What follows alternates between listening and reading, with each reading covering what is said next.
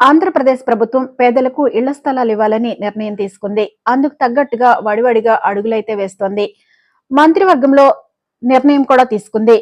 గత వైసీపీ ప్రభుత్వంలో స్థలం కేటాయించి నిర్మాణ యోగ్యం కాని కాలనీలను రద్దు చేసి వాటి స్థానంలో కొత్తగా స్థలాలు ఇవ్వాలని నిర్ణయం తీసుకుంది. అంతేకాకుండా కోర్టు కేసుల్లో ఉన్న భూములను కూడా రద్దు చేసి వాటి స్థానంలో కూడా కొత్త వాటినైతే ఇవ్వాలని చూస్తోంది.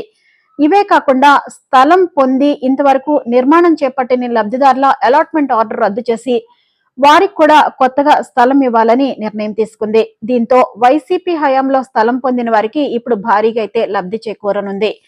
వైసీపీ ప్రభుత్వంలో గ్రామాల్లో సెంటున్నర, పట్టణాల్లో సెంటు భూమి అయితే కేటాయించింది. అంత కొద్ది స్థలంలో ఇళ్ల నిర్మాణం చేపట్టడం ఇష్టం లేని లబ్ధిదారులు వాటిల్ని ఇళ్లు కట్టకుండానే నిలిపివేశారు. అవే కాకుండా కొండలు గుట్టలు ఉన్న ప్రదేశాల్లో కూడా ఇళ్ల నిర్మాణం వాళ్ల వల్ల కాక పునాదులు అవన్నీ తవ్వుకోవడము, వాటికే డబ్బంతా ఖర్చు అయిపోవడము, ఇదంతా చాలా ఖర్చుతో కూడుకున్న పనని దాన్ని కూడా వాళ్ళు ఆపివేశారు. ఇవే కాకుండా ముంపు ప్రాంతాలు, శ్మశానాల పక్కన వచ్చిన ఇళ్ల స్థలాలు వాళ్ళు ఇళ్లు అయితే నిర్మించుకోలేదు. ఇలాంటి వారందరినీ ప్రభుత్వం గుర్తించి వారి పాత స్థలాలను అయితే రద్దు చేసి కొత్తగా వారికి స్థలాలు ఇవ్వాలని నిర్ణయం తీసుకుంది.